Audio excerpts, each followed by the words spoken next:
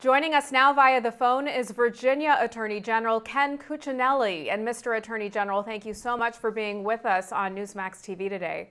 Glad to be here. Well, the Commonwealth of Virginia is one of several plaintiffs in federal appeals court this week challenging the Environmental Protection Agency's rule limiting carbon dioxide emissions.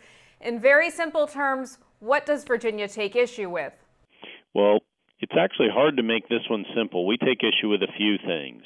We take issue with the fact that the EPA delegated its decision-making and data-gathering functions outside of the agency and, in fact, out of the country to the UN's IPCC cabal of scientists.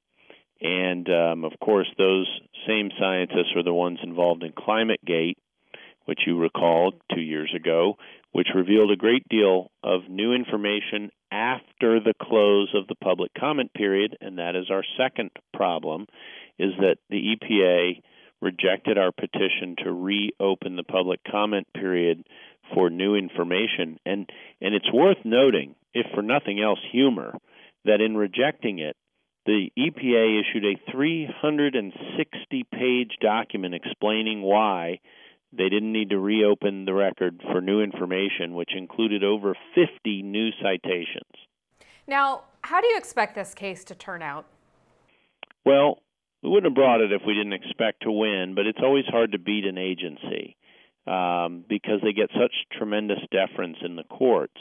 I do think the court may well have a significant problem with the failure of the EPA to reopen the public record, essentially start over, when there was so much new information that came out after the close of their public comment period. The law says they must do that if the information is goes to a central point of the finding, and it's kind of hard to argue that when the very people from whom they got their data had thousands of emails with information and material out there and that affected the sources they were relying on, supposedly peer-reviewed. We all learned what peer-reviewed meant.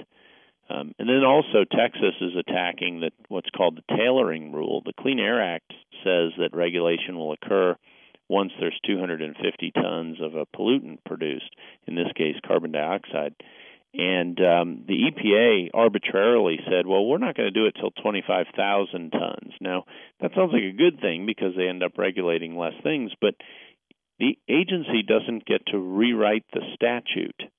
And so Texas is attacking that as well. Now, if they lose that, then the simple office building I'm sitting in talking to you now would be regulatable under the greenhouse gas endangerment finding. It would be such a sweeping inclusion of locations and buildings and facilities that the EPA could literally never logistically issue all the permits. So I am cautiously optimistic that the court will send this back to the EPA to be fixed. I hope to fix it like a dog, snip, but that's going to require a new president as well. So I hope the timing will work out well for that. Okay, so if the court doesn't rule in your favor, what is the impact of these EPA rules on the very shaky U.S. economy? It's pretty extraordinary. I mean, if you remember the Waxman-Markey cap-and-trade bill, this is the bill that they couldn't even get through a Democrat House and Senate because it was so devastating to the American economy. Well, the economic impact of the greenhouse gas endangerment finding is about the same.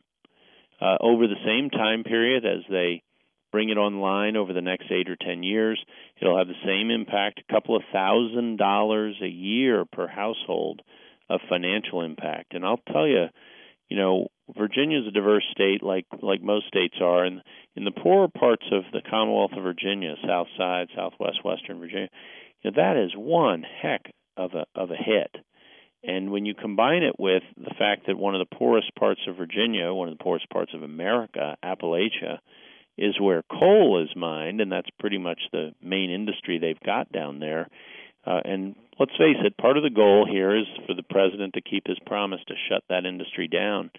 But nobody talks about the poor people and the relatively poor regions that those economic activities are taking place in. People need to remember that when you have this kind of dramatic across-the-board regulation, the people hurt first and the people hurt worst are the poor. Now, President Obama can't get climate change legislation passed the Republican-controlled House, so it seems that he's using bureaucracy vis-a-vis the EPA to impose his will on Americans. In your view, has the EPA become outrageously powerful under President Obama? And if so, how much of an assault is this on the Constitution? There's no question that it is a rogue agency, though not rogue from its own president. I mean, he is using the dramatic powers that exist to an extent that's never before happened. I mean, to give you a historical context, the EPA is just over 40 years old. They have, at any one time, never been redoing or creating a whole new regulatory scheme in any more than 2 of the areas of their responsibility. Right now, they're doing it in 6. And that's triple the most they've ever done at any one time in their whole history. This is going to have devastating competitive impacts on America for a long time to come. To what extent are President Obama's alternative energy policies to blame for rising gas prices, in your view? Well, certainly they have cut off, over the course of the last couple of years, the opportunity for us to be producing more here in this country. And I'll just talk to you about Virginia. I got asked today in Alexandria, Virginia, one of the most liberal parts of Virginia, hey, what are we doing about offshore drilling in Virginia? Because Virginia was legally prepared first among all the East Coast states to start exploring in preparation for drilling. And the federal government just shut us down. They just absolutely said, no, nothing. You can't even go find out what's out there. So, when I hear the president talk about, fix your tire pressure, let me say my blood pressure goes up a lot. And we are ready to at least investigate the opportunities for production here offshore in Virginia, just as one simple example that this administration has just shut down. Mr. Attorney General, last question for you is on a separate but related issue. You and the state of Virginia mounted a legal challenge against President Obama's sweeping health care law. The Supreme Court is slated to hear arguments on a multi-state challenge to the law. You've stated that you expect the justices to declare Obamacare unconstitutional. Do you still feel that way? And if they allow the law to stand, what are the consequences for the U.S.? I do believe that it is likely that the individual mandate will be found to be unconstitutional. It is a much bigger, I should say, a much more open question as to what they will then do about it. That would probably take out the private insurance pieces along with the individual mandate, because even the federal government concedes that private insurance companies couldn't survive if you mandate them that they issue these policies along the terms of the law without the individual mandate. So, but if we lose, a couple of things. Federalism, as we've known it for over 200 years, is effectively dead. And the significance as sovereign entities of the states, as distinct from the federal government, has been reduced to a degree that has never happened before in our history, ever. And that's not just from me. That's from people who expect the federal government to win. That would be an extraordinary tragedy in America. We have been one of the most successful experiments in self-governance in the history of the world, I would say the most successful.